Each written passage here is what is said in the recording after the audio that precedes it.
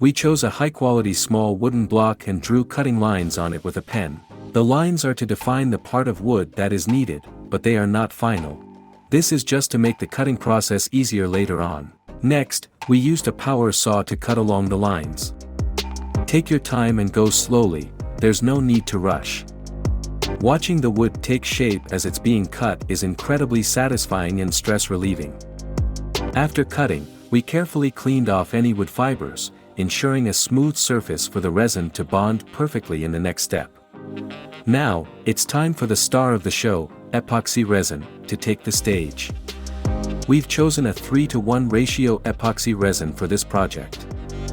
This formula offers excellent transparency, making it ideal for crafting delicate little accessories. Pour in the resin and the hardener. Then use a stirring stick to mix them slowly until the mixture becomes completely clear. This step requires patience. If the mixture isn't blended evenly, it will affect the quality of the final product. Once mixed, we'll divide it into 2 portions to create color effects. Take one portion and add blue pigment. Stir gently until the blue color evenly spreads throughout the liquid. Be careful not to stir too quickly, as that can cause excessive bubbles. A few bubbles are fine, they'll disappear on their own after sitting for a while. Next, add red pigment to the other portion and mix evenly again. Different colors seem to have their own personalities, and by preparing them separately, we not only make the pendants more vibrant but also allow ourselves more creative freedom. After the resin is ready, glue it to the wooden block with hot melt glue. If you like this kind of handmade stuff, please subscribe to my channel, and thank you very much to the fans who have been supporting me. I wish you all happiness and joy every day. Fix our wooden block in the silicone container to prevent it from floating up. Next, slowly pour the well-stirred resin into the mold. This step feels so healing. The flowing resin looks so fascinating.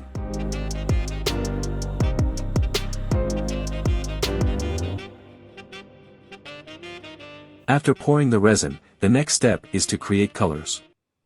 Add crimson, purple, and white to give it a mysterious smoky feel.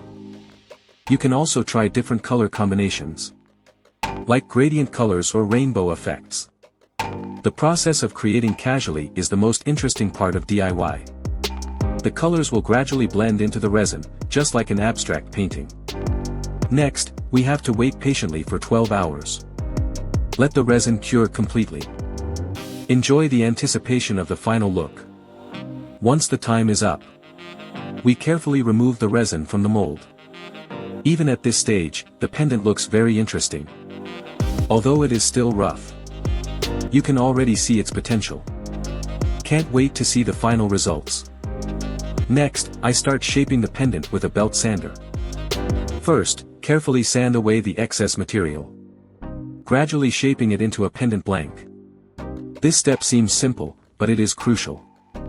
It not only determines the overall beauty of the outline, but also lays the foundation for the subsequent fine carving. As the belt sander rotates,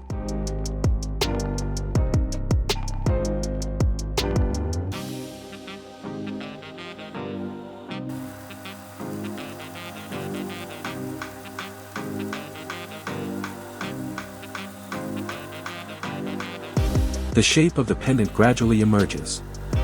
Watching it transform from a rough blank, gradually becoming more polished. Doesn't it feel like witnessing a miracle?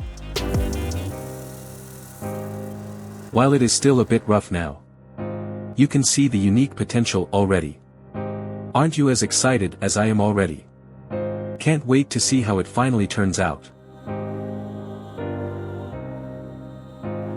After the sand is complete, we finally come to the most anticipated step: carving the details.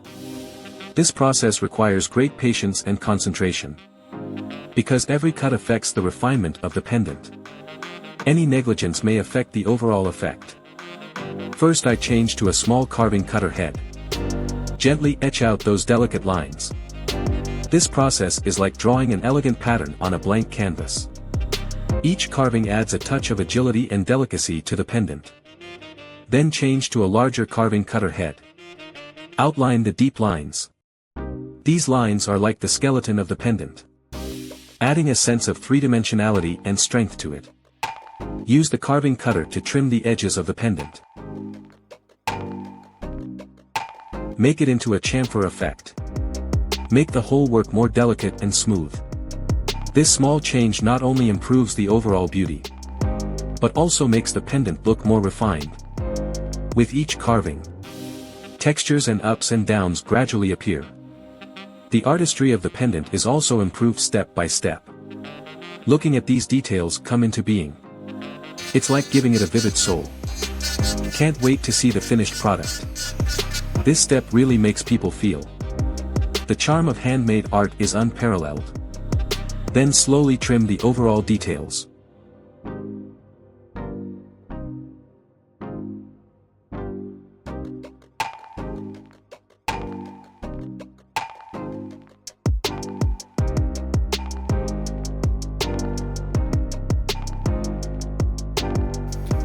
After carving, we enter the final key steps, grinding and polishing.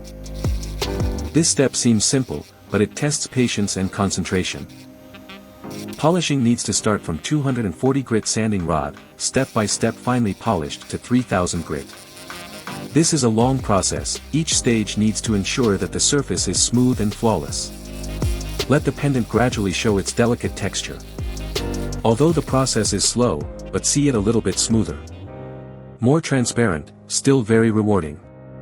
This step is not only about polishing a piece of jewelry, but also about refining one's own state of mind. To be honest, this might be a great way to distance oneself from their phone. Focus on the world of handcrafting, and enjoy every second of slowing down. This immersive feeling is definitely worth experiencing.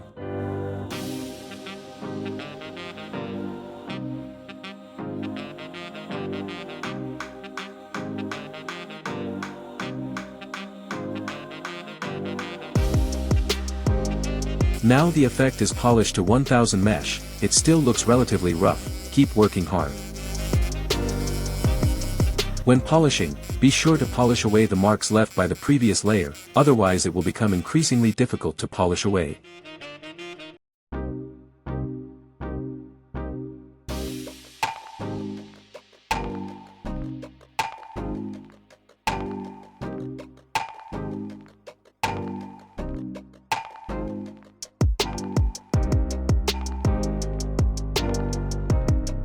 Now the effect is much smoother.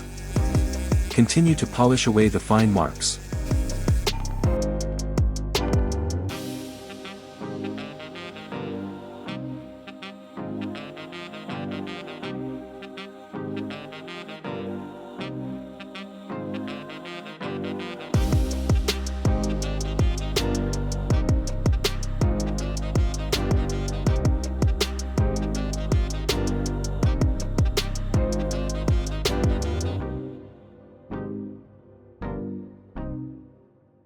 When the polishing is fine to 3000 mesh, we finally welcome the polishing link that makes the pendant glow.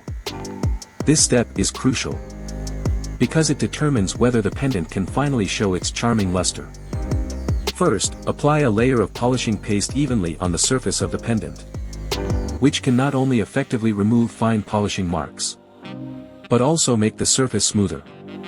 Then, use a small polishing wheel to gently polish, so that the luster gradually appears. However, this process also requires a lot of patience. Never be impatient. If the operation is too fast, not only will the luster not appear, but also a blurred surface will be left. Watching the pendant transform from slightly dull at the beginning to crystal clear.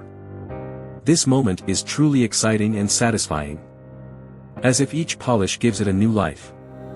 The pendant now glows with light, as if telling the unique story of handmade.